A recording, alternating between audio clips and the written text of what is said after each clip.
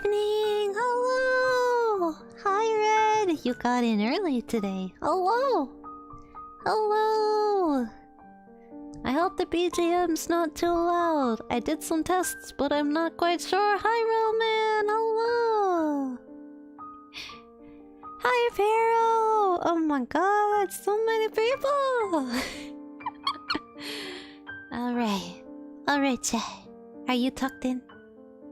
Let me tuck you in. You got your water? You know, cause it's bedtime, you know. You gotta get your water. Watching you from your TV. Oh my god. Surround tiny Impey sound. Wow. Where I am and I just got to Italy. Oh my god. I hope you have fun in Italy. That sounds like a good time. Eat some good ass pizza for me or pasta. I know it's a basic move to go to Italy for pizza and pasta, but eat one of them for me. Make sure you got your glass of water by your bed. You're not having food, chat. It's bedtime. You don't get food. You gotta wait till the morning.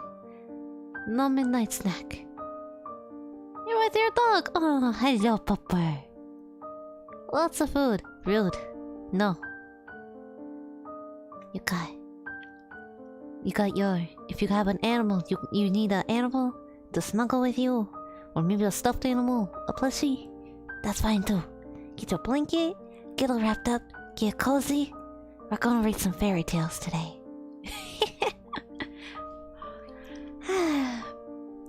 I've been wanting to read some fairy tales for a while, but I haven't really had a good excuse until now. So, this is to break the ice for me. And I stutter a lot. I read things differently. I get lost. I apologize. I'm the worst fucking reader in the world. Are you ready to be disappointed? Hi, Angelo! It's afternoon, but we stayed up, so I'm sleepy. Well, have a nap. Today, I have not one, but two giant books of fairy tales. Two of them. There is two of them. There's one with the complete works of Hans Christian Andersen, that motherfucker, and then there's the Grimm, the classic, the Grimms. So, literally in bed right now to spend my entire birthday in an airport. Happy belated birthday! I'll be reading all of them. No, just a few. I don't fucking have time for all of them. I'd be here for like 3 months if we were reading all of them. Good luck to me. Got me cat plush, small turtle plush. Yeah. You hear this? Hold on.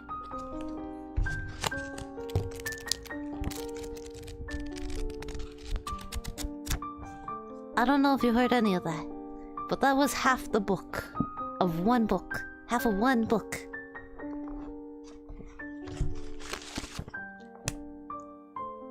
Jesus.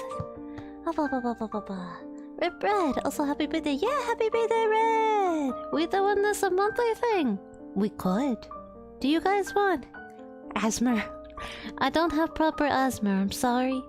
I don't have proper ASMR. I don't have the mic for it. I just have this blue Yeti, and then I gotta get really close to it. So I mean...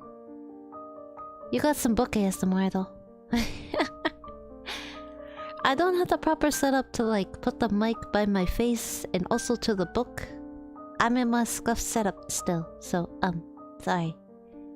No proper asthma today. But we can do this as a monthly thing. I don't mind. I have 2 giant books. I'm thinking of acquiring a third because I realized there's a third author of some really popular tales that are also in public domain. But I also want to do like creepypastas and things that are also like post on message boards. So creepypastas and all that shit. Because let's be real, I just want an excuse to read the Sonic copypasta and the Sims one. I just want to read them again. You just reading the story can count as mommy late night storytelling ASMR. Perfect. Perfect. Alright. So today, I thought we could read some common fairy tales and some uncommon ones. Mostly common. There's like one I don't think anybody fucking knows. But it's one of my favorite fairy tales, so yeah. Maybe add a little kiss in the end and saying goodnight too. Maybe. Alright. Have you read them before?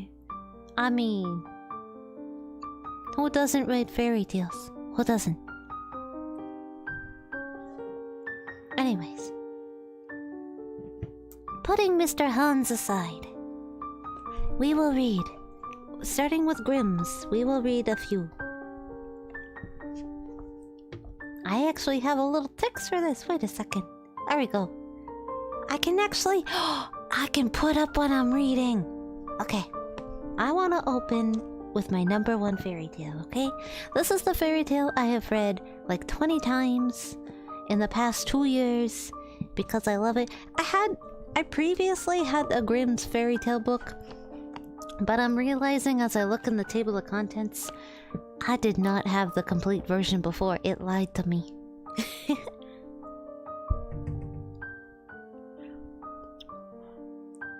But yeah, creepypastas, I love them. I mean, the Sonic creepypasta stuff, but please continue story. Okay. Yeah.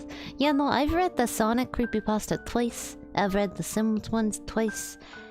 I think I read another one. I don't remember for what fan though. But I've read it. We could also... I could do a dramatical reading of My Immortal. We could do that. You remember that shit? You remember that cursed content? We could do that. Anyways. Today, we are reading. Hold on, I got it. It's a really fucking long title. I gotta get this right, alright? Hold on. Really fucking long. It's gonna clip with you, chat. I'm sorry. The story of the youth who went forth to learn what fear was. Okay. I'm sorry it's clipping into you, chat. It's the longest fucking title in the world. It's part of the reason why I love it. Let me find the page. I'm not professional. I did not bookmark the pages in advance. I literally sat down 10 minutes before stream and was like, what can I read? Alright, page 10. Okay, I got this. 1 second.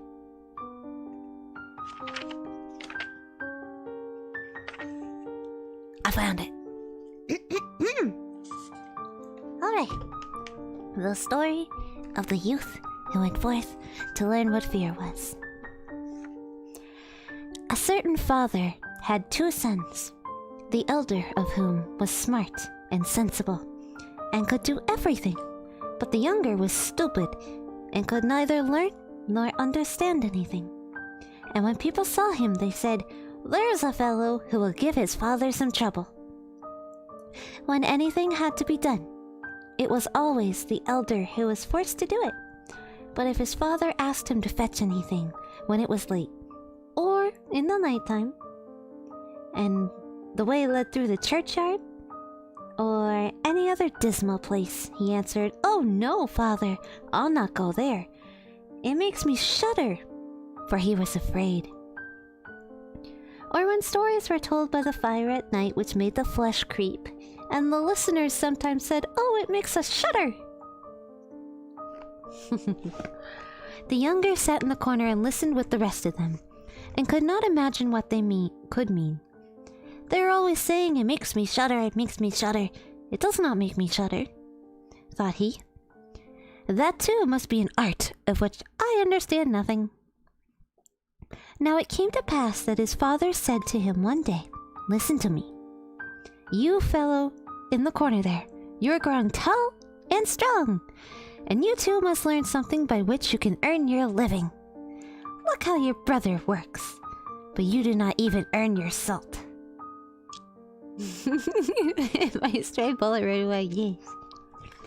"Well, father," he replied, "I am quite willing to learn something, Indeed, if it could be but managed, I should like to learn how to shudder. I don't understand that at all yet. The elder brother smiled when he heard that and thought to himself, "Good God, what a blockhead that brother of mine is. He will never be good for anything as long as he lives. He who wants to be sickle must bend himself early." What the fuck does that mean? I've never understood that. The father sighed and answered him, "You shall soon learn what it is to shudder, but you will not earn your bread by that." Soon after this, the sexton came to the house on a visit, and the father bewailed his trouble and told him how his younger son was so backward in every respect that he knew nothing and learned nothing. "Just think," said he, "when I asked him how he was going to earn his bread, he actually wanted to learn to shudder." "If that be all," replied the sexton, "he can learn that with me. Send him to me, and I will soon polish him." Sounds a little sus. The father was glad to do it, for he thought, "It will train the boy a little." The sexton therefore took him into his house, and he had to ring the bell. After a day or two, the sexton awoke him at midnight and bade him arise and go up into the church tower and ring the bell. "You shall soon learn what shuddering is," thought he, and secretly went there before him. And when the boy was at the top of the tower and turned round, was just going to take hold of the bell rope, he saw a white figure standing at the stairs opposite the sounding hole. "Who is there?" cried he. But the figure made no reply, and did not move or stir. "Give an answer," cried the boy, "or take yourself off. You have no business here at night." The sexton, however, remained standing motionless that the boy might think he was a ghost. The boy cried for a second time, "What do you want here? Speak, if you are an honest fellow, or I will throw you down the steps." The sexton thought, he can't intend to be as bad as his words, uttered no sound, and stood as if he were made of stone. Then the boy called to him for a third time, and that was also to no avail. He ran against him, and pushed the ghost down the stairs, so that it fell down 10 steps, and remained lying there in a corner. Thereupon he rang the bell, went home, and without saying a word went to bed and fell asleep. The sexton's wife waited a long time for her husband, but he did not come back. At length she became uneasy and wakened the boy and asked, "Do you not know where my husband is? He climbed up the tower before you did." "No, I don't know," replied the boy, "but someone was standing by the sounding hole on the other side of the steps, and he would neither give an answer nor go away. I took him for a scoundrel and threw him downstairs. Just go there and you will see if it was he.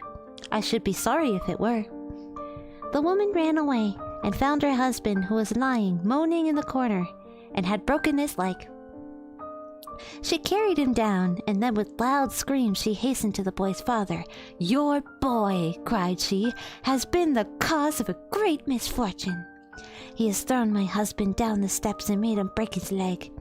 Take the good-for-nothing fellow away from our house." The father was terrified, and ran there and scolded the boy. "What wicked tricks are these?" said he. "The devil must have put this into your head." "Father," he replied, "do listen to me. I am quite innocent. He was standing there by night like one who was intending to do some evil. I did not know who it was, and I warned him 3 times either to speak or to go away." "Ah," said the father, "I have nothing but unhappiness with you. Go out of my sight.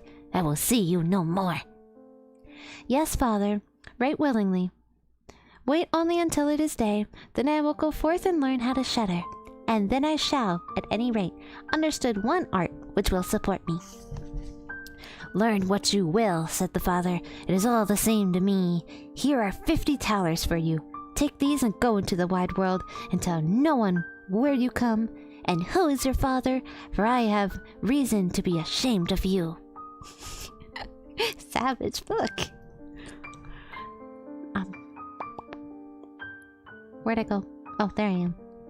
"Yes, father, it shall be as you will. If you desire nothing more than that, I can easily keep it in mind." When day dawned, therefore, the boy put his 50 thalers in his pocket and went forth on the great highway, and continually said to himself, "If I could but shudder! If I could but shudder!" Then a man approached who heard this conversation which the youth was holding with himself, and when they had walked a little further to where they could see the gallows, the man said to him, "Look, there is a tree where 7 men have married the rope maker's daughter, and are now learning how to fly. Sit down below it and wait till night comes, and you will soon learn how to shudder." Red, no! Red, no! "If that is all that is wanted," answered the youth, "it is easily done. But if I learn how to shudder as fast as that, you shall have my 50 thalers. Just come back to me early in the morning." Then the youth went to the gallows and sat below it, and waited until evening came. And as he was cold, he lighted himself a fire. He could not get warm. And as the wind knocked the hanged man against each other, and they moved backwards and forwards, he thought to himself, "You shiver below by the fire, but how those up above must freeze and suffer." And as he felt pity for them, he raised the ladder and climbed up, unbound one of them after the other, and brought down all 7. Then he stirred the fire, blew it, and set them all around it to warm themselves. But they sat there and did not stir, and the fire caught their clothes. So he said, "Take care, or I will hang you up again." The dead men, however, did not hear, but were quite silent, and let the rags go on burning. At this he grew angry and said, "If you will not take care, I cannot help you, and I will not be burnt with you." And he hung them up again, each in turn. Then he sat down by his fire and fell asleep. And the next morning, the man came to him and wanted to have the 50 thalers, and said, "Well, do you know how to shudder?" "No," answered he. "How was I to get to know? Those fellows up there did not open their mouths, and were so stupid they let the few old rags which they had on their bodies get burnt." Then the man saw that he would not get the 50 thalers that day, and went away, saying, "One of this kind has never come my way before."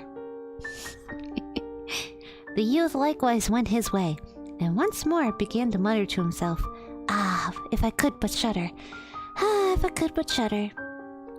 A wagoner who was striding behind him heard that, and asked, "Who are you?"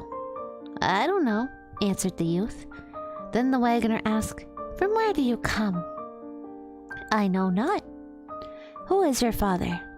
"That I may not tell you." "What is it that you are always muttering between your teeth?"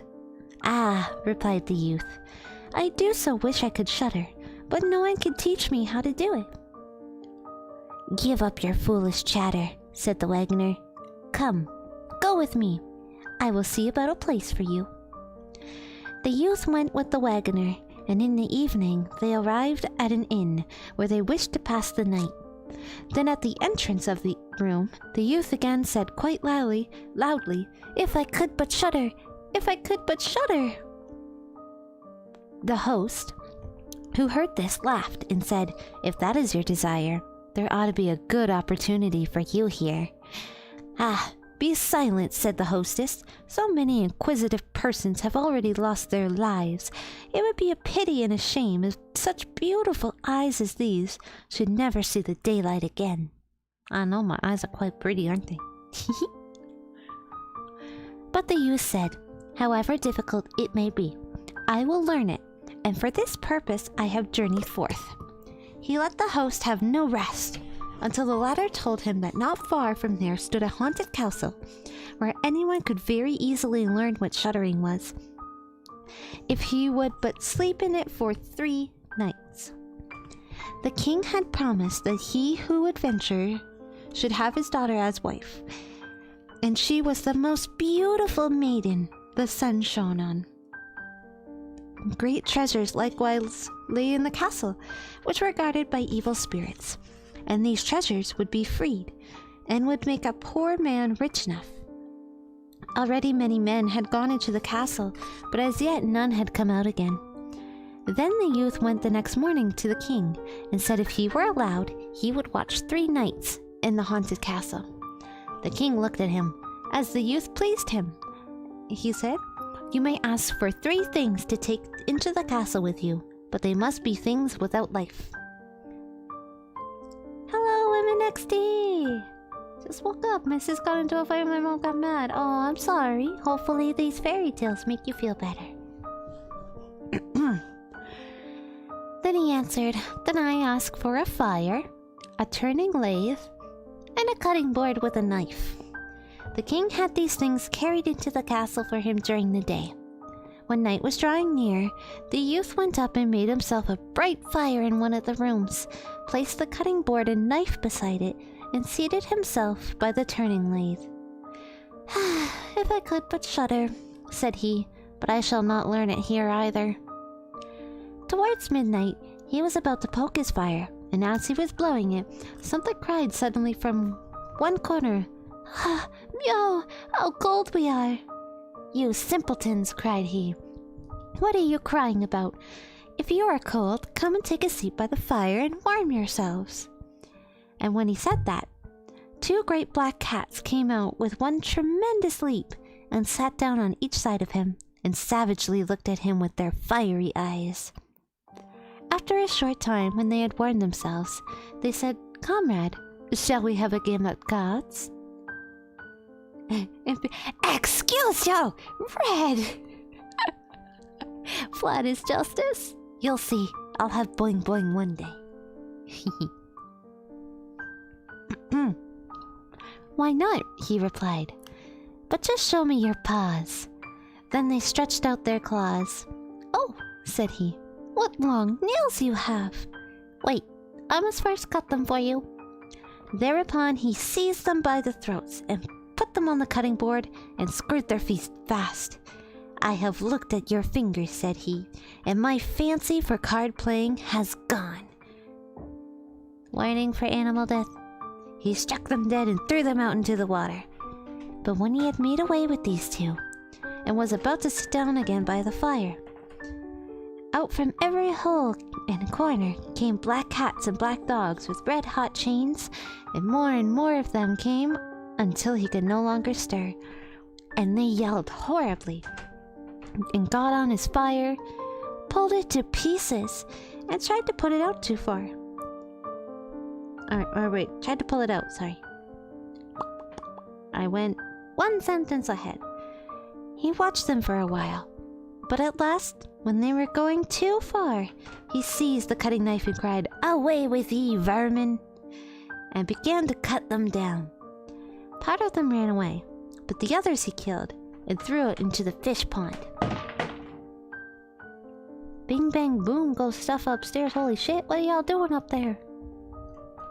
Bang. Sorry for the bangs. That's the haunted house effect. When he came back, he fanned the embers of his fire again and warmed himself.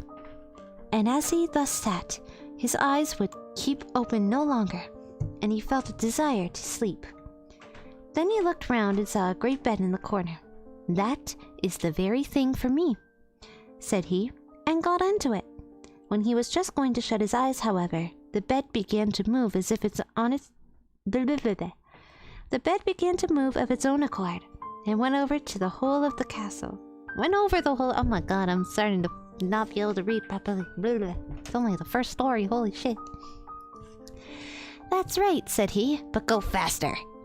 Then the bed rolled on as if 6 horses were harnessed to it, up and down, over thresholds and steps, but suddenly, hop, hop, it turned over upside down, and lay on him like a mountain.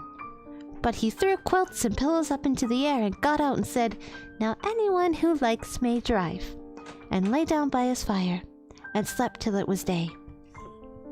In the morning the king came, and when he saw him lying there on the ground, he thought the evil spirits had killed him, and he was dead. Then said he, "After all, it is a pity. He is a handsome man." The youth heard it, got up and said, "It has not come to that yet." Then the king was astonished but very glad, and asked how he had fared. Very well indeed, answered he. One night is past. The 2 others will go over likewise. Then he went into the innkeeper, who opened his eyes very wide and said, I never expected to see you alive again. Have you learned how to shudder yet? No, said he. It's all in vain. If someone would but tell me. The second night, he went up again into the old castle, and sat down by the fire, and once more began his old song. If I could but shudder. When midnight came, an uproar and noise of tumbling about was heard. At first it was low, but it grew louder and louder. But then it was quiet for a while, and at length, with a loud scream, half a man came down the chimney and fell down before him. Hello! Cried he. Another half belongs to this. This is too little. Then the uproar began again. There was a roaring and a howling, and the other half fell down likewise. Wait, said the youth. I will just blow up the fire a little for you. When he had done that and looked round again, the 2 pieces were joined together, and a frightful man was sitting in his place. That is no part of our bargain, said the youth. The bench is mine. The man wanted to push him away. The youth, however, would not allow that, but thrust him off with all his strength, and seated himself again in his own place. Then still more men fell down, one after the other. They brought 9 dead men's legs, and 2 skulls, and set them up, and played at 9-pins with them. The youth also wanted to play, and said, Can I join you? Yes, if you have any money. Money enough, replied he, but your balls are not quite round. Then he took the skulls, put them in the lathe, and turned them till they were round. There! Now, they will roll better, said he. Hurrah! Now it goes merrily. He played with them and lost some of his money. But when it struck 12, everything vanished from his sight. He lay down and quietly fell asleep. I feel like this is a real story from the medieval time. It feels like it, I swear to God. You never know this could have happened. Next morning, the king came to inquire after him. How has it fared with you this time? Asked he. I have been playing at 9-pins, he answered, and have lost a couple of farthings. Have you not shuddered then? Huh? What?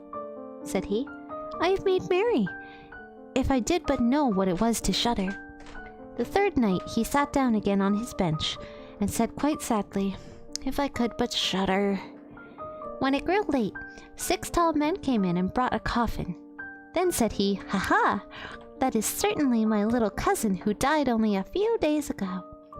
And he beckoned with his finger and cried, Come, little cousin, come! Then they placed the coffin on the ground, but he went to it and took the lid off, and a dead man lay therein. He felt his face, but it was cold as ice. Stop, said he, I will warm you a little, and went to the fire and warmed his hand and laid on the dead man's face, but he remained cold. Then he took him out, sat him down by the fire, and laid him on his breast, and rubbed his arms that the blood might circulate again. As this also did no good, he thought to himself, when 2 people lie in bed together, they warm each other, and carried him to bed, covered him over, and lay down by him. After a short time the dead man became warm too, and began to move. Then said the youth, See, you little cousin, have I not warmed you? The dead man, however, got up and cried, Now I will strangle you. What? Said he. Is that the way you think me? You shall at once go into your coffin again.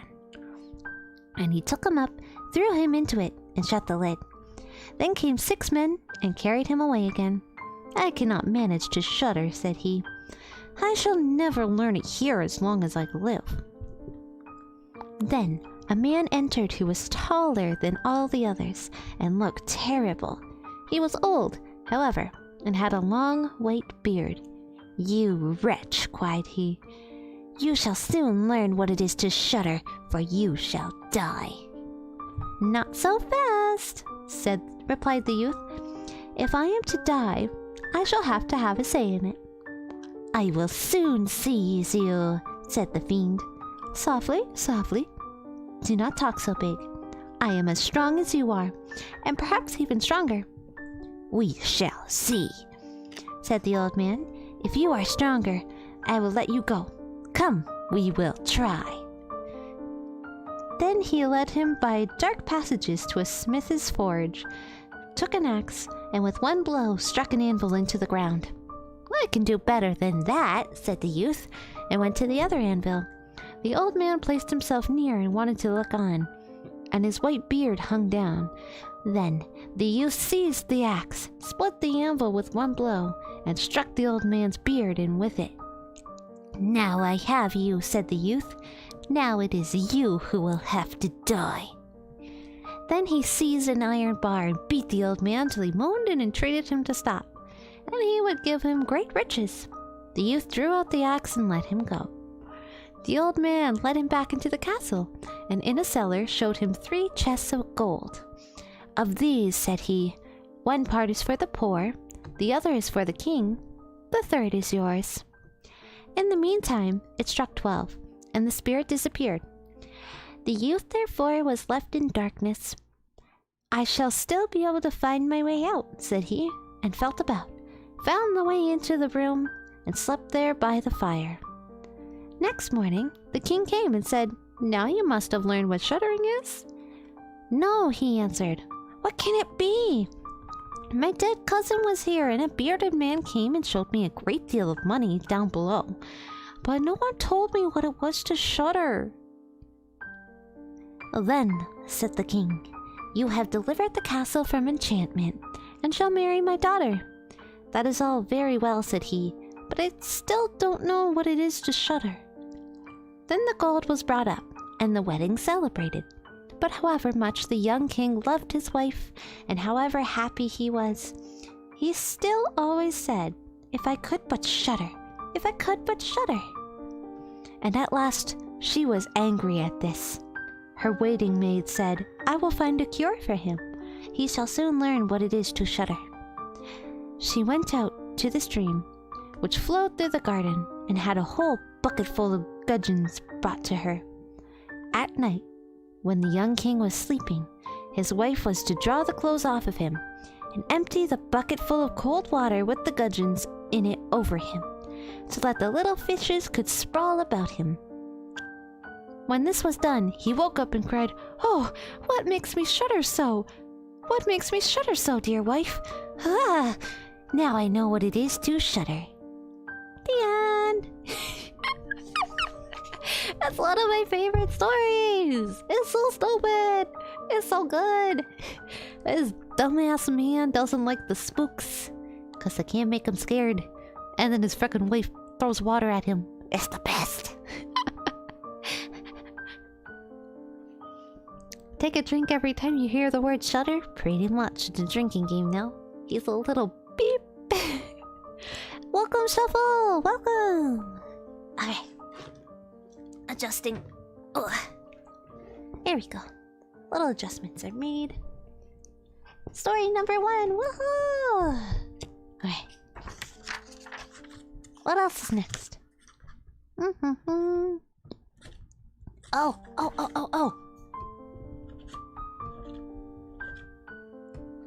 Little asthma in the distance here.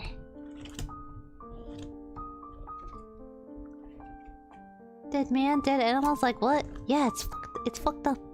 There's many dead men in there. There was ghosts. You had demons, technically. You had dead people. Everything. It's a fucked up story. The Brothers Grimm, they got some fucked up shit. Wanna read some Rumpelstiltskin? We should read Hansel and Gretel. We all know Hansel and Gretel. We should read Hansel and Gretel. Let's read one. Let's read it. Alright. Hold on.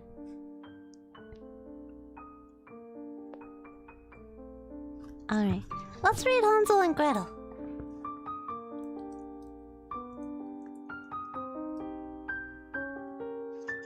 I like that one. Yeah, thumbs up. Let's go fuck up a witch. Yay! What page is that on? 54! I found 21, 47, 49, 51, 53, 54! Is Sasuke in the next story? I mean, you could pretend. Oh my god. Okay, it's not that long. You can pretend Hansel is Sasuke and Gretel is someone smart. Maybe I was about to say Sakura, but then that's very hit me. Anyways. Hansel and Gretel. Near a great forest dwelt a poor woodcutter with his wife and 2 children. The boy was called Hansel and the girl Gretel.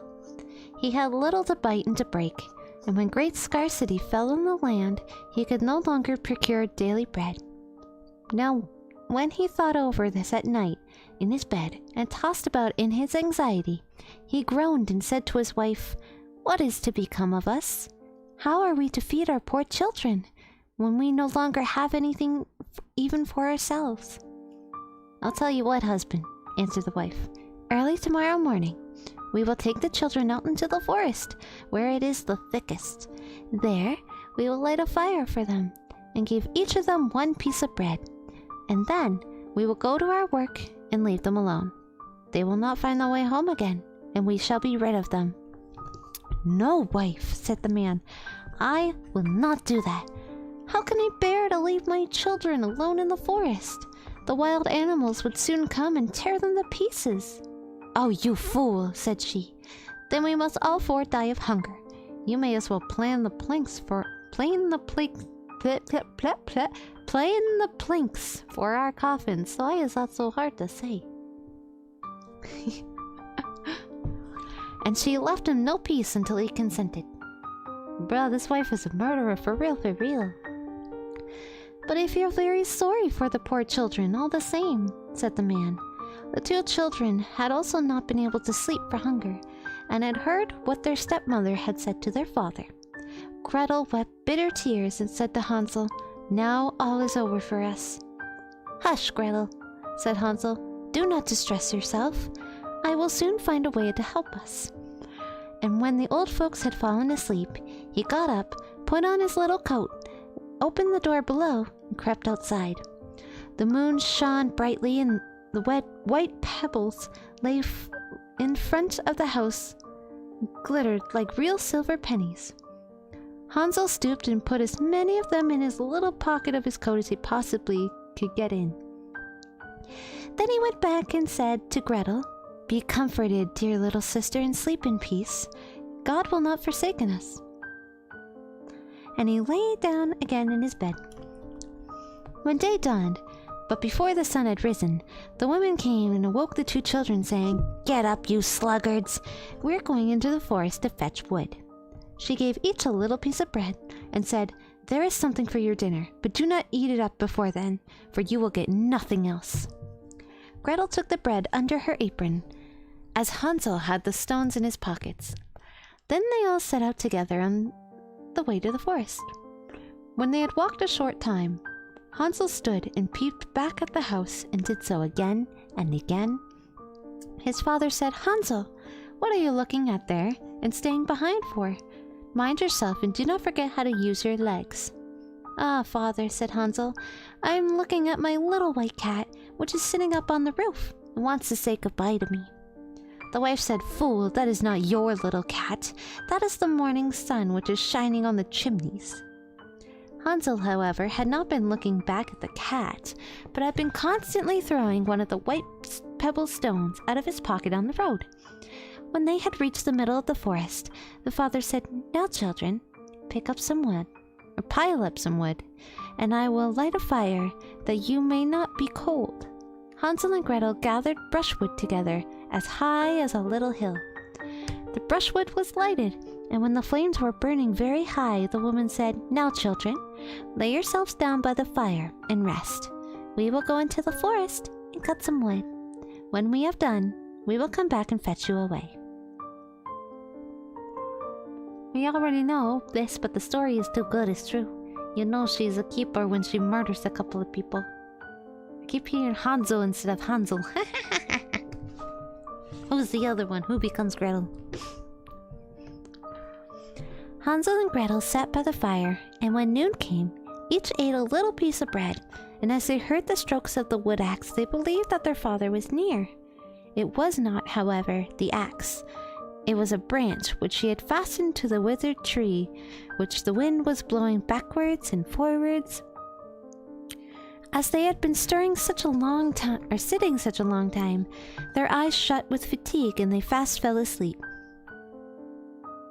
When at last they awoke, it was already dark. Gretel began to cry and said, "How are we to get out of this forest now?" But Hansel comforted. Why is that English word so hard to say? Comforted her and said, "Just wait a little until the moon has risen, and then we will soon find the way." When the full moon had risen, Hansel took his little sister by the hand and followed the pebbles, which shone like newly coined silver pennies, and showed them the way. They walked the whole night long, and by break of day came once more to their father's house. They knocked at the door, and when the woman opened it and saw that it was Hansel and Gretel, she said, "You naughty children, why have you slept so long in the forest? We thought you were never coming back at all." The father, however, rejoiced, for it had cut him to the heart to leave them behind alone. Not long afterwards, there was once more great scarcity in all parts, and the children heard their mother saying at night to their father, "Everything is eaten again. We have 1/2 loaf left, and after that there is no more. The children must go. We will take them farther into the wood, so that they will not find their way out again. There is no other means of saving ourselves." English. Hansel is big-brained, he is. The man's heart was heavy, and he thought, "It would be better for you to share the louse mouthful with your children." The woman, however, would listen to nothing that he had to say, but scolded and reproached him. He who says A must say B. Likewise, as he had yielded for the first time, he had to do it a second time. The children were, however, still awake and had heard the conversation. When the old folks were asleep, Hansel again got up and wanted to go out and pick pebbles up as he had done before, but the woman had locked the door, and Hansel could not get out. Nevertheless, he comforted his little sister and said, "Do not cry, Gretel. Go to sleep quietly. The good God will help us." Early in the morning came the woman and took the children out of their beds. Their bit of bread was given to them, but it was still smaller than the time before. On the way to the forest, Hansel crumbled his in his pocket, and often stood still and threw a morsel on the ground. "Hansel, why do you stop and look around?" said the father. "Go on." "I am looking back at my little pigeon, which is sitting on the roof and wants to say goodbye to me," answered Hansel. "Simpleton," said the woman. "This is not your little pigeon. That is the morning sun that is shining on the chimney." Hansel, however, little by little, threw all the crumbs on the path. The woman led the children still deeper into the forest, where they had never in their lives been before. Then a great fire was again made, and the mother said, "Just sit there, you children, and when you are tired, you may sleep a little.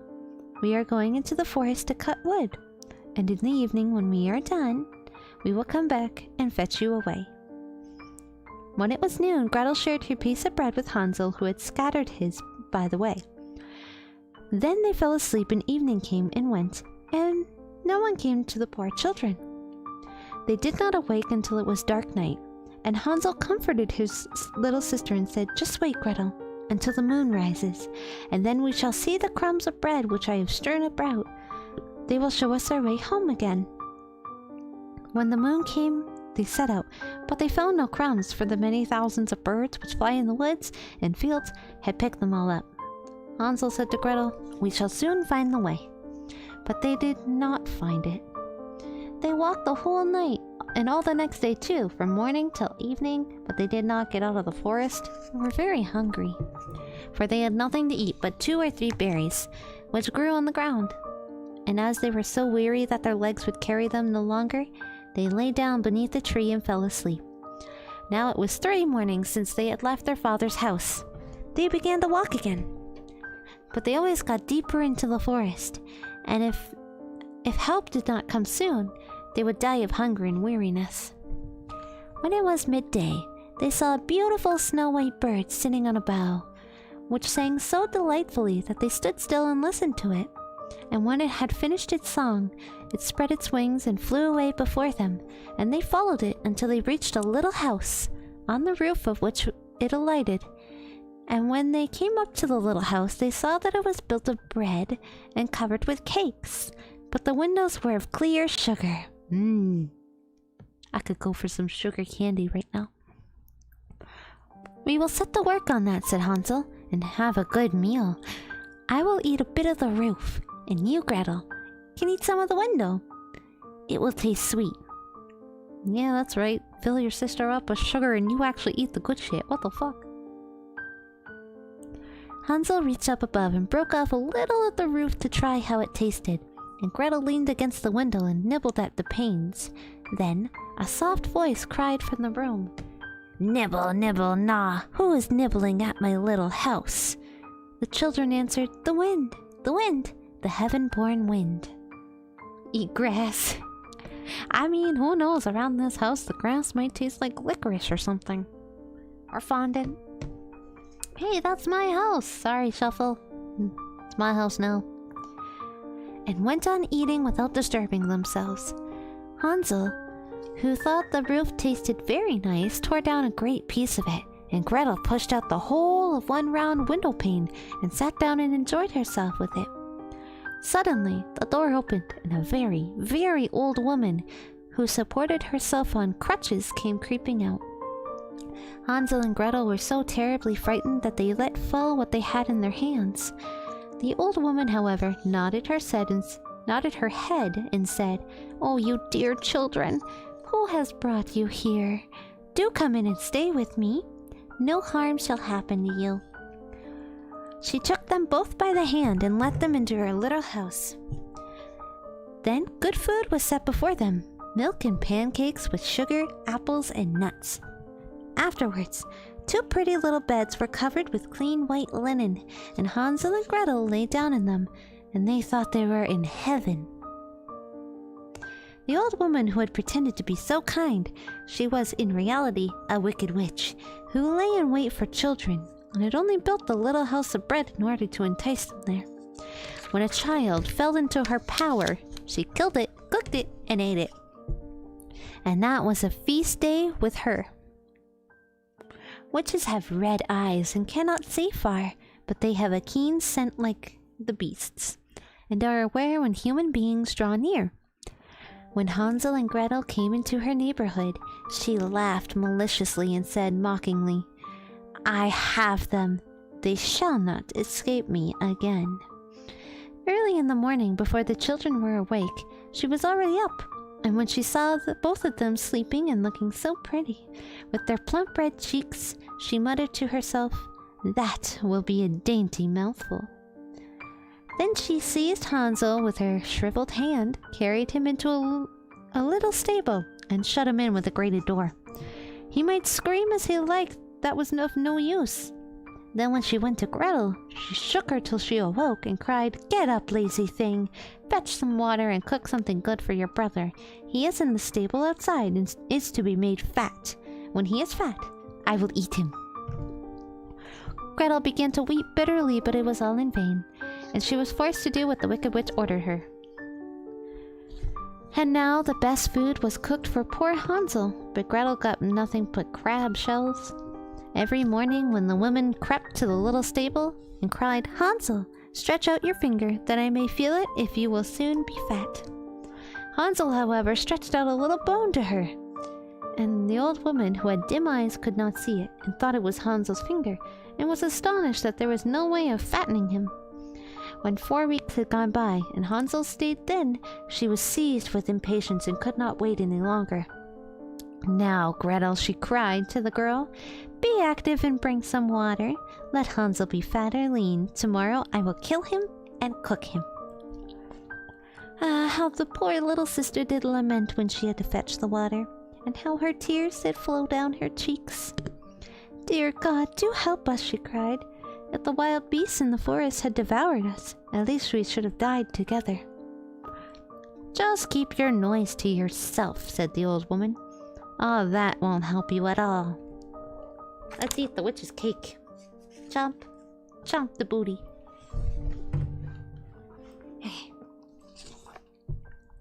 Early in the morning, Gretel had to go out and hang up the cauldron with the water and light the fire. We will bake first, said the old woman. I have already heated the oven and kneaded the dough. She pushed poor Gretel out of the oven, from which flames of fire were already darting. Creep in, said the witch. See if it's properly heated, so that we can shut the bread in. And once Gretel was inside, she intended would eat her too. But Gretel saw what she had in mind and said, I don't know how I am to do it. How do you get in? Silly goose, said the old woman. The door is big enough. Just look, I can get in myself. And she crept up and thrust her head into the oven. Then Gretel gave her a push that drove her far in and shut the iron door and fastened the bolt. Oh! Then she began to howl quite horribly, but Gretel ran away, and the godless witch was miserably burnt to death. Gretel, however, ran like lightning to Hansel, opened his little stable, and cried, Hansel, we are saved! The old witch is dead. Then Hansel sprang out like a bird from its cage, which the doors opened for it.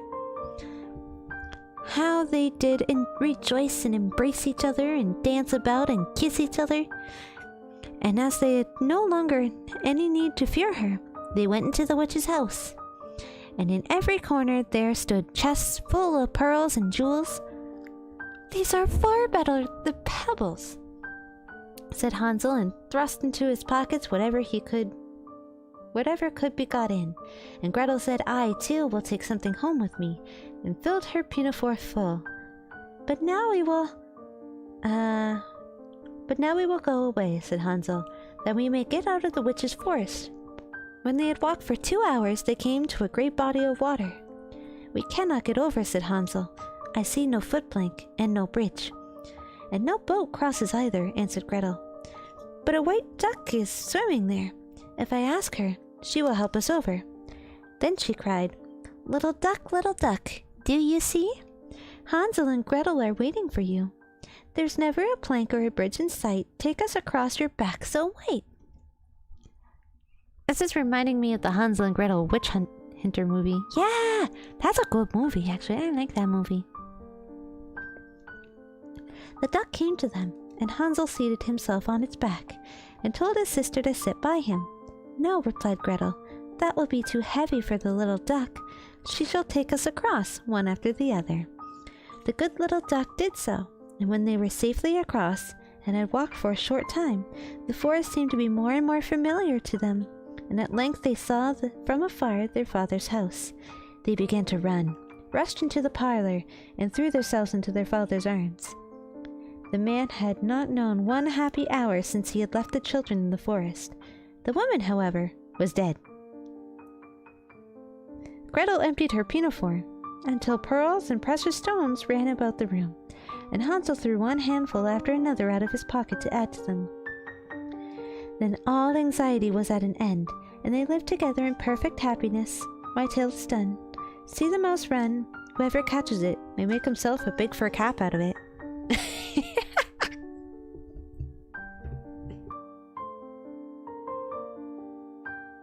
The stepmother dies. Have a good night, woman. Thanks for stopping by. Yeah, the stepmother fucking dies. Good ending to everyone. Bye, Women XD. Alright. That was 2. We done 2 fairy tales so far. What do you think? You had my favorite? And we got Hansel and Gretel. Here's a... Hey. Here's a little ASMR for you.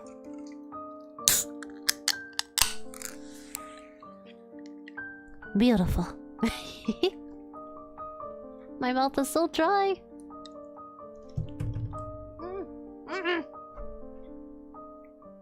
There we go. Very crisp.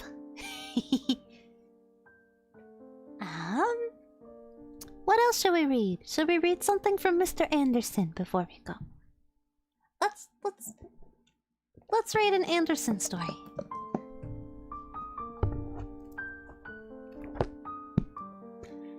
Impey, it's 11 p.m. You can't be drinking at this hour. Excuse me, this is carbonated water, thank you very much. Watermelon flavored. Because, you know, that's the closest thing you can get to a fucking dragon fruit.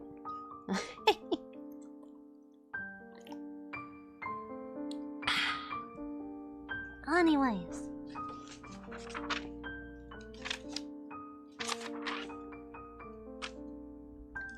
What Anderson fairy tale should we read? Let's see, which one of the ones I know? Thumbelina, Little Mermaid, Emperor's New Clothes, The Nightingale. Should we read The Nightingale? I'm sure I know The Red Shoes, but I don't remember it. Oh, The Ugly Duckling is there too.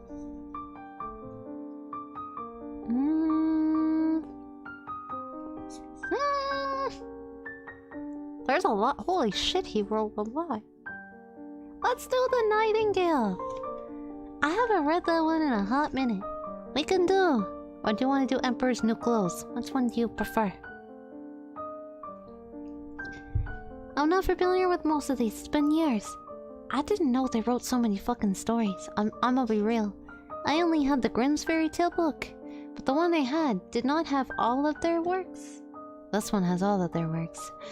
And then this one, I haven't had a Hans Christian Andersen book before. So this is new. But I do remember a few. 159. Let's do The Nightingale. I gotta find the page. Next time I'll bookmark some. I want to get a third book that does like I did like Aladdin and stuff. That author. I want to get that book. Where is this page? Nightingale it is then. Yeah. Bond of friendship. Oh my god, I gotta find the page. Hold on. 59. Why did I forget the number? Oh! I found it.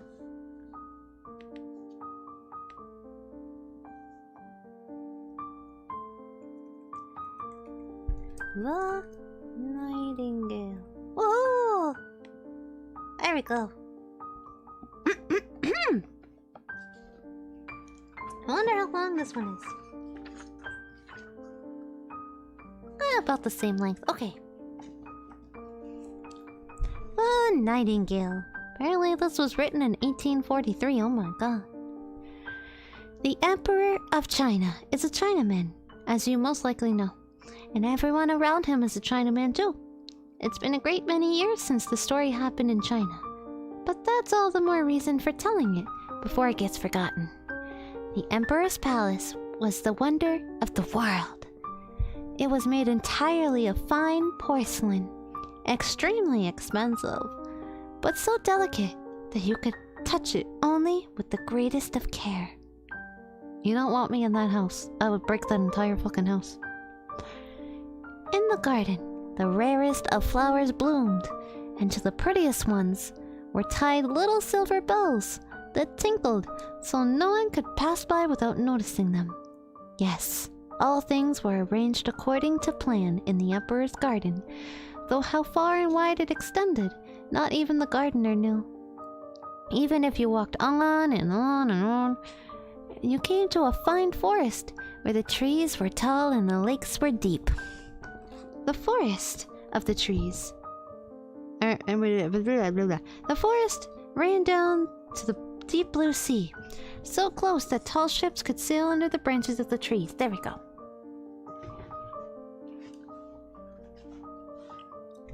Bruh, I would definitely be too clumsy and break some stuff or step on those divine flowers.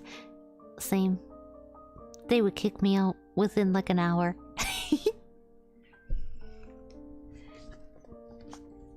In the trees, a nightingale lived. His song was so ravishing that even the poor fisherman, who had much else to do, stopped to listen on the nights when he went out to cast his nets and heard the nightingale. "How beautiful that is," he said, but he had his work to attend to, and he would forget the bird's song. But the next night, when he heard the song, he would again say, "How beautiful." From all the countries in the world, travelers came to the city of the emperor. They admired the city. They admired the palace and its garden. But when they heard the nightingale, they said that is the best of all. And the travelers told of it when they came home, and men of learning wrote many books about the town and the palace and the garden. But they did not forget the nightingale. They praised him the highest of all, and those who were poets wrote magnificent poems about the nightingale who lived in the forest by the deep sea. Hi, Shiro! Welcome! These books went all the world over, and some of them came even to the Emperor of China. He sat in his golden chair and read, nodding his head in delight over such glowing descriptions of his city, and palace, and garden. But the nightingale is best of all. He read it in print. "What's this?" the Emperor exclaimed. "I don't know of any nightingale. Can there be such a bird in my empire, in my own garden? And I not know of it? To think that I should have to learn of it out of a book." Thereupon he called his lord-in-waiting, who was so exalted that when anyone lower ranked dared speak to him or ask him a question, he only answered P, which means nothing at all. I mean, that's one way to answer a question.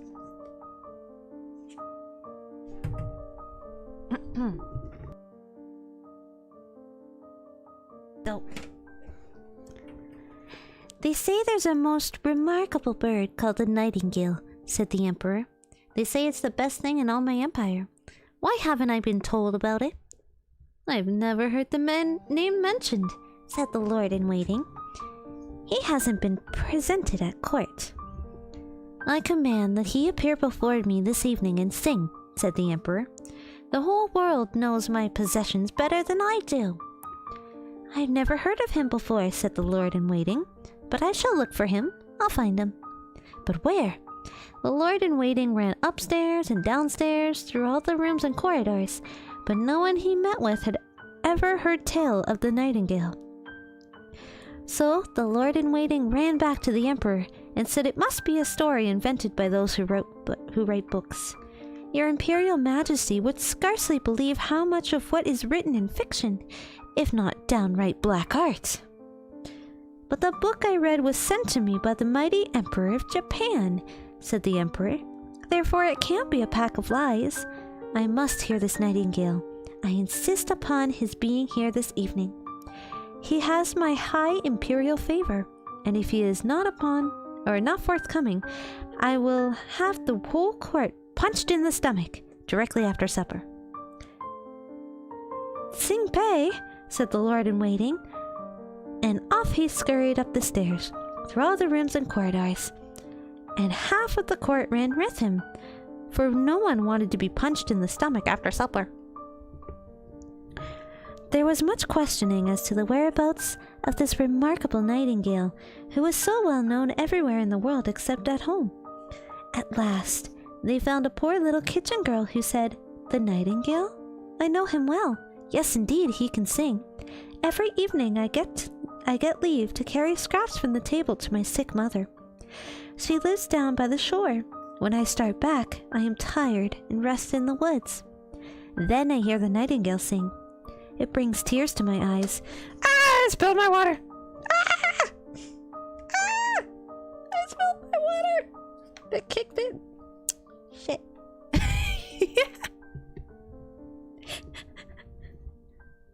It's fine. I'm sure my phone's fine. I'll finish the story. Oh, where'd I go? Oh, there I was. There was much questioning as to the whereabouts of this remarkable nightingale, who was so well known everywhere in the world except at home. At last, they found a poor little... Oh, wait, shit. I already read that part. When I start back, I'm tired and rest in the woods. And then I hear the nightingale sing. It brings tears to my eyes, as if my mother were kissing me. Okay, I'm back. I'm not wet, actually. Sorry to disappoint. It's the carpet. I spilled it on the rug. It's fine. It's just water. I also spilled it on my phone. But, I think the case saved it. So we're good.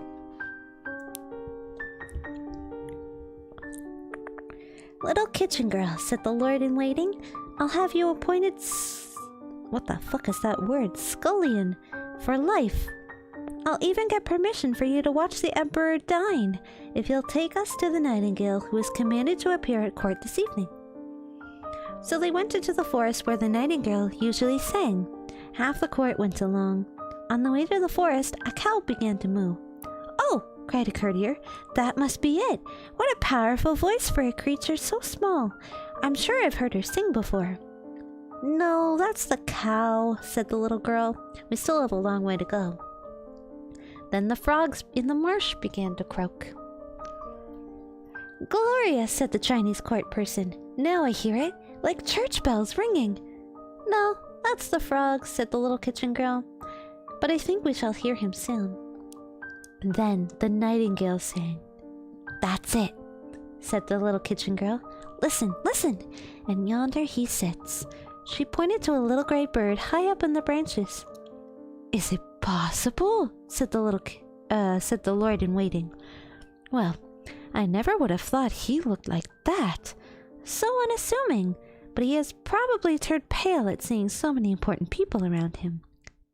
Little nightingale, the kitchen girl called to him, our gracious emperor wants to hear you sing. With the greatest of pleasure, answered the nightingale and burst into song. Very similar to the sound of glass bells, said the lord-in-waiting. Just see his little throat, how busily it throbs. I am astounded that we have never heard him before. I'm sure he'll be a great success at court. Shall I sing to the emperor again? Asked the nightingale, for he thought that the emperor was present. My good little nightingale, said the lord-in-waiting, I have the honor to command your presence at a court function this evening, where you'll delight His Majesty the Emperor with your charming song. My song sounds best in the woods, said the nightingale, but he went with them willingly when he heard it was the emperor's wish. The palace had been especially polished for this occasion, and porcelain walls and floors shone in the rays of many gold lamps. The flowers with tinkling bells on them had been brought into the halls, and there was such a commotion of coming and going that all the bells chimed away until you could scarcely hear yourself talk. In the middle of the great throne room, where the emperor sat, there was a golden perch for the nightingale. The whole court was there, and they let the little kitchen girl stand behind the door, now that she had been appointed Imperial What the fuck? Imperial Pot Walloper. Everyone was dressed in his best, and all stared at the little great bird, to which the emperor graciously nodded. And the nightingale sang so sweetly that tears came into the emperor's eyes and rolled down his cheeks.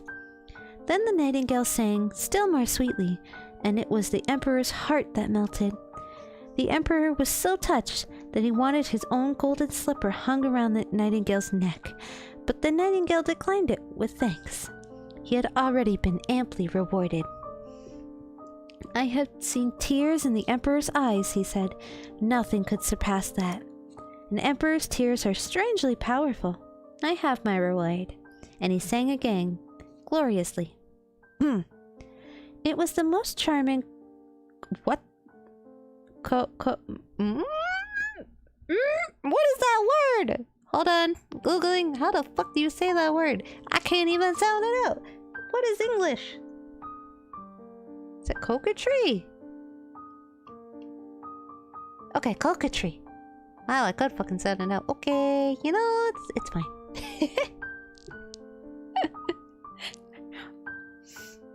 "It was the most charming coquetry we have ever heard," said the ladies-in-waiting.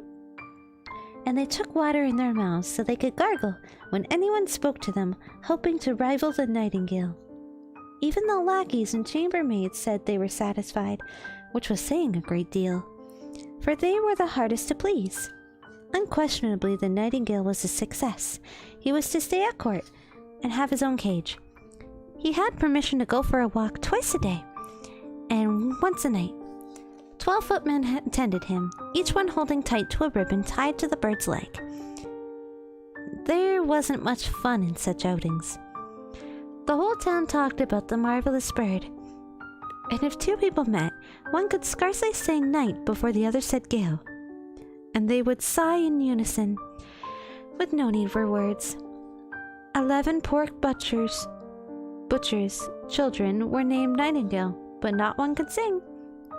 One day, the emperor received a large package labeled The Nightingale. "This must be another book about my celebrated bird," he said. But it was not a book. In the box was a work of art, an artificial nightingale, most like the real one, except that it was encrusted with diamonds, rubies, and sapphires. When it was wound, the artificial bird could sing one of the nightingale's songs while it wagged its glittering gold and silver tail. Round its neck hung a ribbon inscribed, "The Emperor of Japan's nightingale is a poor thing compared to that of the Emperor of China." "Isn't that nice?" said everyone. And the man who had brought the contraption was immediately promoted to be Imperial Nightingale Fetcher-in-Chief. "Now, let's have them sing together. What a duet that will be," said the courtiers. So they had to sing together, but it didn't turn out so well, for the real nightingale sang whatever came into his head, while the imitation bird sang by rote. "That's not the newcomer's fault," said the music master. "He keeps perfect time, just as I have taught him." Then they had the imitation bird sing by itself. It met with the same success as the real nightingale, and besides, it was much prettier to see, all the sparkling like bracelets and breastpins. 33 times it sang the self-same song without tiring. The courtiers would gladly have heard it again, but the emperor said the real nightingale should now have his turn. Where was he? No one had noticed him flying out in the open window, back to his home in the green forest. "But what made him do that?" said the emperor. All the courtiers slandered the nightingale, whom they called a most ungrateful wretch. "Luckily, we have the best bird," they said, and made the imitation one sing again. That was the 34th time they heard the same tune, but they didn't quite know it by heart because it was a difficult piece. And the music master praised the artificial bird beyond measure. Yes, he said that the contraption was much better than the real nightingale, not only in its dress and its many beautiful diamonds, but also its mechanical interior. English is my least favorite subject, same. And they imprisoned him pretty much, but he flew away, he escaped.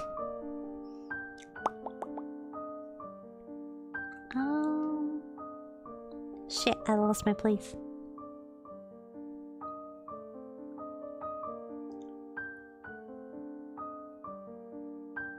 There we go. You see, ladies and gentlemen, and above all, your Imperial Majesty, with a real nightingale, one never knows what to expect. But with this artificial bird, everything goes according to plan. Nothing is left to chance.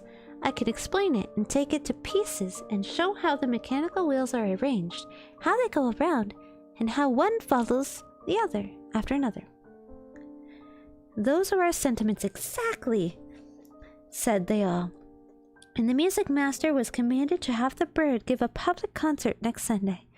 The emperor said that his people should hear it, and hear it they did, with as much pleasure as if they had all gotten tipsy on tea, Chinese fashion.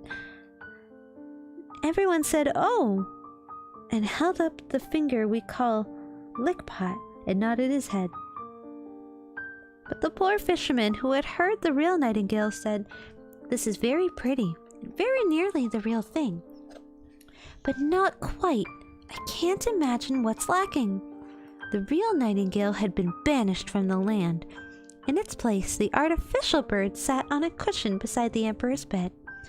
All its gold and jeweled presents lay about it, and its title was now Grand Imperial Singer of the Emperor to Sleep. In rank, it stood first from the left, for the emperor gave preeminence to the left side because of the heart. Even an emperor's heart is on the left. The music master wrote a 25-volume book about the artificial bird. It was learned, long-winded, and full of hard Chinese words. Yet everybody said they read and understood it, lest they show themselves stupid, and would have then been punched in their stomachs.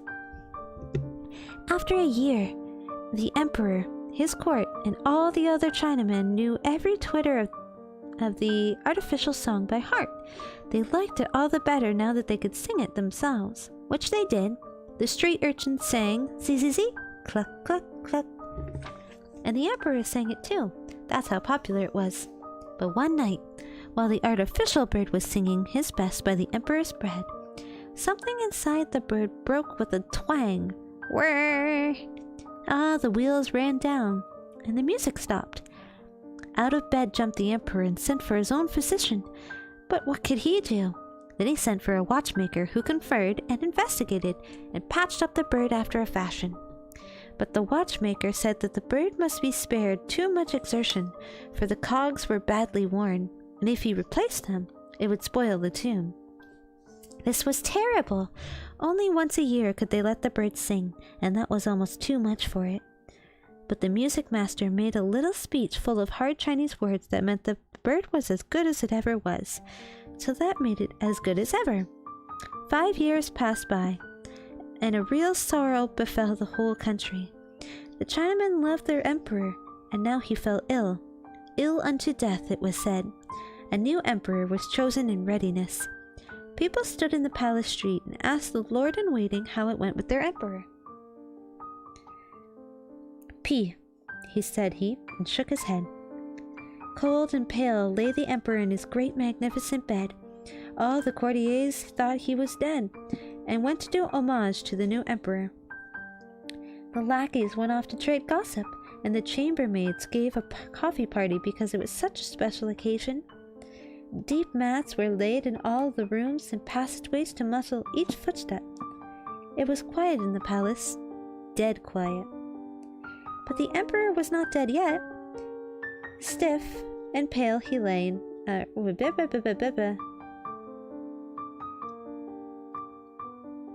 okay, I was right.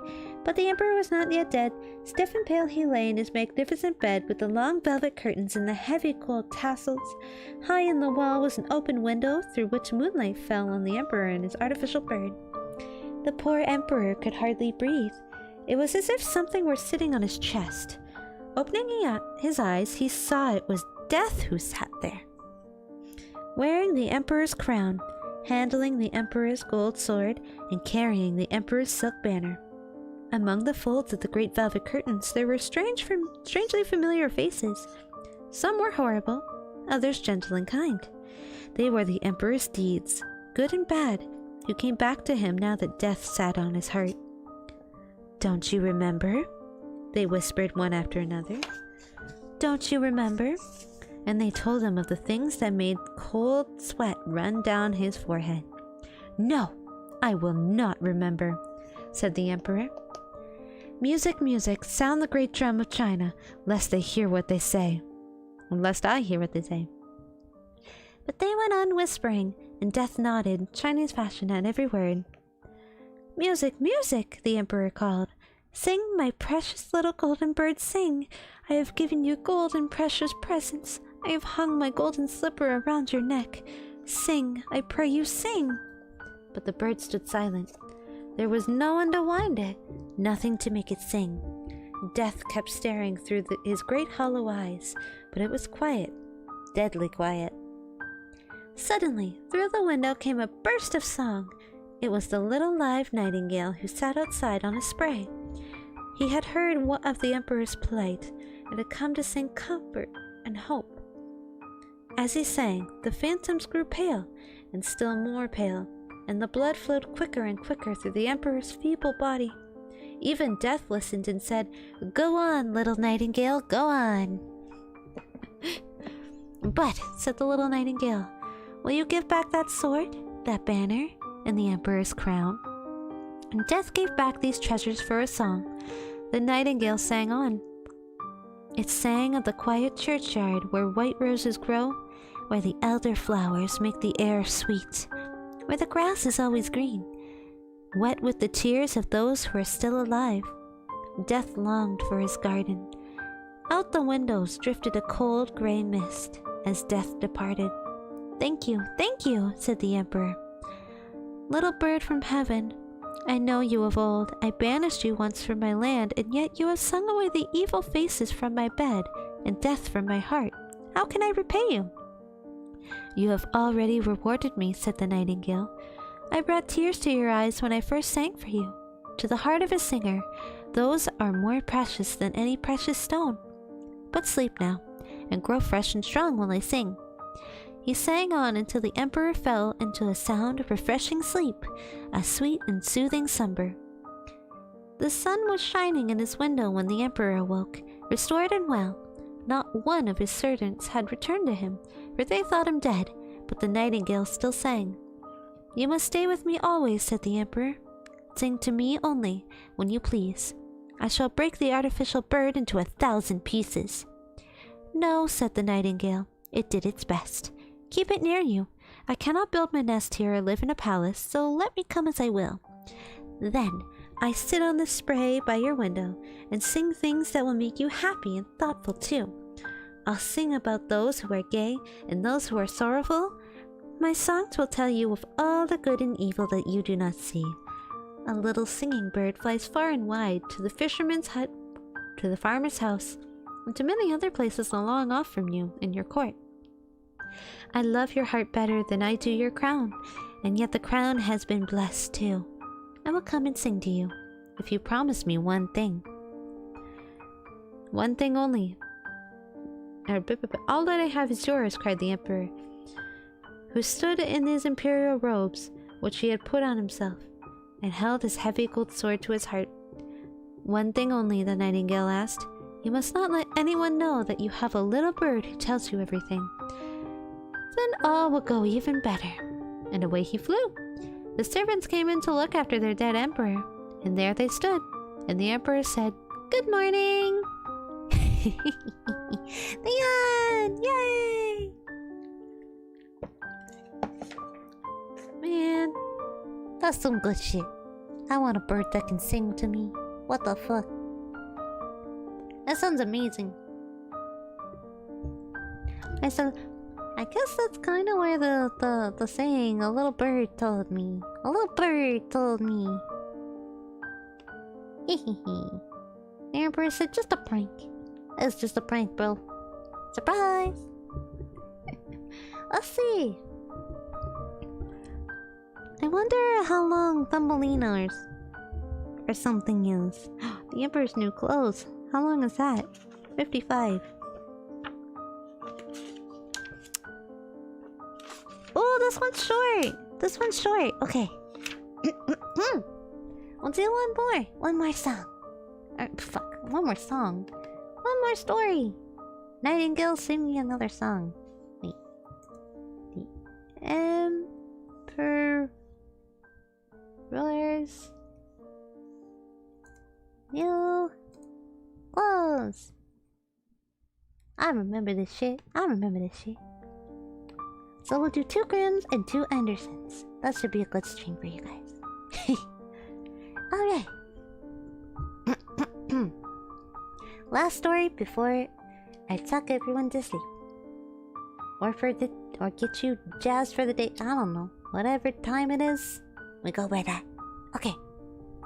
I've resulted into holding the mic, so I'm sorry if it makes weird noises, but this is just more comfortable. So.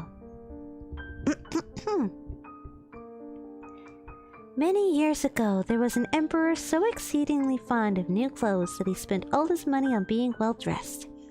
He cared nothing about reviewing his soldiers, going to the theater, or going for a ride in his carriage except to show off his new clothes. He had a coat for every hour of the day, damn. And instead of saying, as one might, about any other ruler, the kings in council, here they always said, the emperor's in his dressing room. In the great city where he lived, life was always gay. Same boat, same hat. Every day, many strangers came to town, and among them, one day, came 2 swindlers. They let it be known that they were weavers, and they said they could weave the most magnificent fabrics imaginable. Not only were their colors and patterns uncommonly fine, but clothes made of this cloth had a wonderful way of becoming invisible to anyone who was unfit for his office or was unusually stupid. Those would be just the clothes for me, thought the emperor. If I wore them, I'd be able to discover which men in my empire are unfit for their posts, and I could tell the wise men from the fools. Yes, I certainly must get some of the stuff woven for me right away. He paid the 2 swindlers a large sum of money to start work at once. They set up 2 looms and pretended to weave, though there was nothing on the looms. All the finest silk and the purest old thread that they demanded went into their traveling bags, while they worked on empty looms far into the night. I'd like to know how those weavers are getting on with the cloth, the emperor thought, but he felt slightly uncomfortable when he remembered that those who were unfit for their position would not be able to see the fabric. It couldn't have been that he doubted himself, yet he thought he'd rather send someone else to see how things were going. The whole town knew about the cloth's peculiar power, and all were impatient to find out how stupid their neighbors were. I'll send my honest old minister to the weavers, the emperor decided. He'll be the best one to tell me how the material looks, for he's a sensible man, and no one does his duty better. So the honest old minister went to the room where the 2 swindlers sat working away at their empty looms. Heaven help me, he thought as his eyes flew wide. I can't see anything at all. But he did not say so. Both the swindlers begged him to be so kind as to come near and approve the excellent pattern, the beautiful colors. They pointed to the empty looms, and the poor old minister stared as hard as he dared. He couldn't see anything, because there was nothing to see. Heaven have mercy, he thought. Can it be that I'm a fool? I'd have never guessed it, and not a soul must know. Am I unfit to be the minister? It would never do to let on that I can't see the cloth. Don't hesitate to tell us what you think of it, said one of the weavers. Oh, it's beautiful. It's enchanting. The old minister peered through his spectacles. Such a pattern. What colors! I'll be sure to tell the emperor how delighted I am with it. We're pleased to hear that, the swindler said. They proceeded to name all the colors and to explain the intricate pattern. The old minister paid the closest attention so that he could tell it all to the emperor, and so he did. The swindlers at once asked for more money, more silk, and gold thread to get on with the weaving, but it all went into their pockets.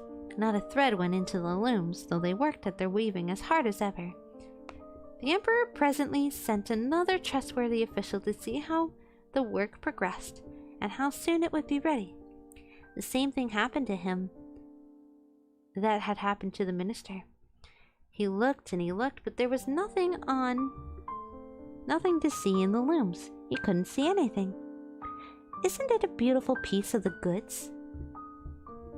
The swindlers asked him, as they displayed and described their imaginary pattern. I know I'm not stupid, the man thought, so it must be that I'm unworthy of good office. That's strange. I mustn't let anyone find out, though. So he praised the material he did not see. He declared he was delighted with the beautiful colors and exquisite pattern. To the emperor, he said, it held me spellbound. All the town was talking of the splendid cloth, and the emperor wanted to see for himself while it was still in the looms.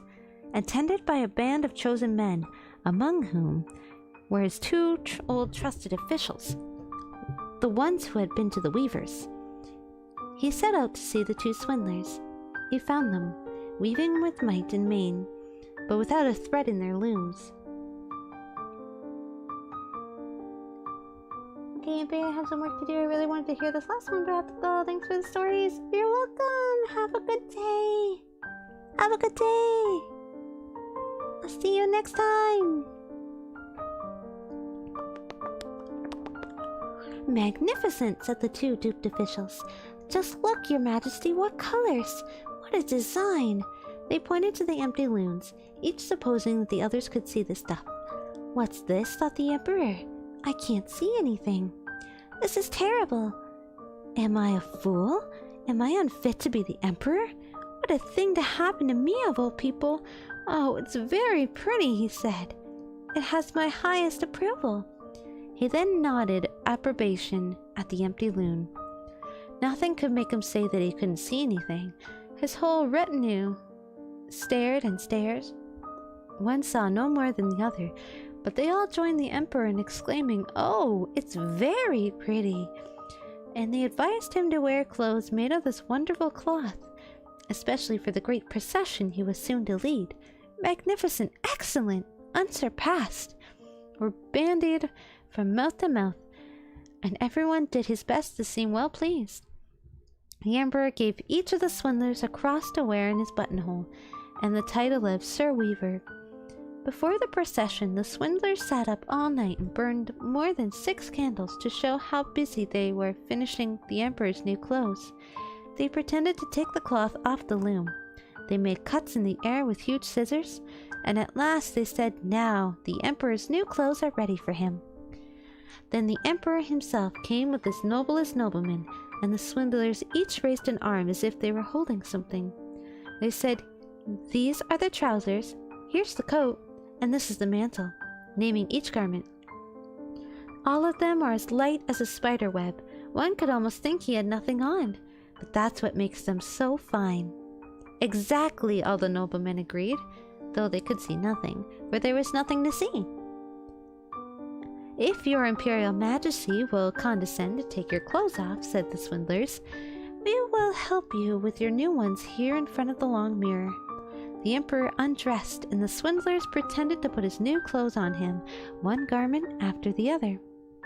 They took him around the waist and seemed to be fastening something.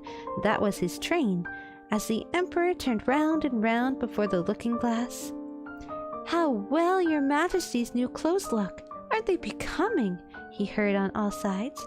"That pattern, so perfect! These colors, so suitable!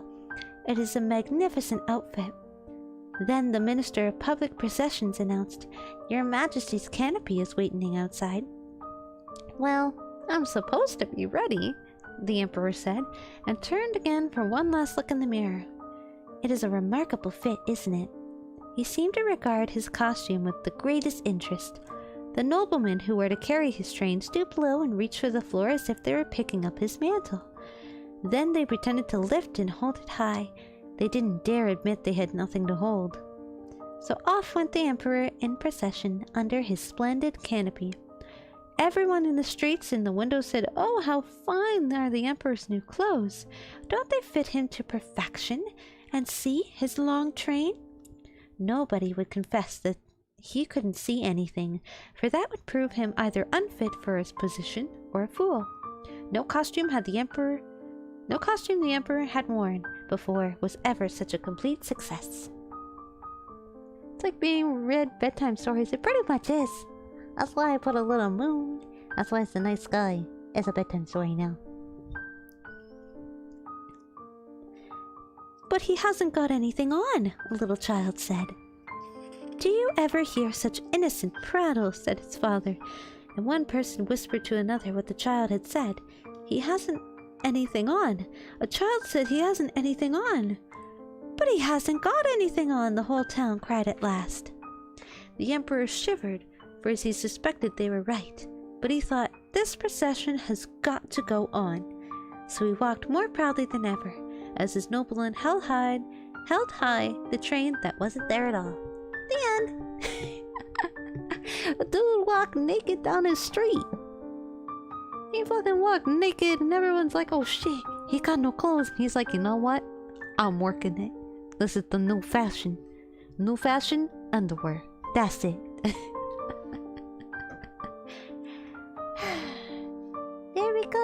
read 4 stories. We read 4 of them.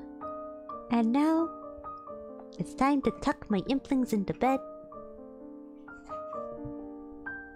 Alright. So. Honestly, the background kind of gives off the vibe that something terrible is going to happen. Don't worry about it. Don't worry about it. Don't look in your closet. I got nothing in there. Maybe a skeleton. Alright. That's it for today. And I learned a new word, coquetry. Coquetry means flirtatious behavior in a flirtatious manner. We learned a new big word today. Awesome. Alright. Thanks for joining me today on Fairy Tales. I wish I could read you more, but it's almost midnight. It's like 20 minutes to midnight. I should probably head to bed myself. Good night, Implings. Thanks for coming. See you Wednesday for more subtle spooky stuff. Bye bye. Mwah! Good night, kiss. Just for chat. Bye bye. Good night. Shit, where's my... There it is. I found it. Good night.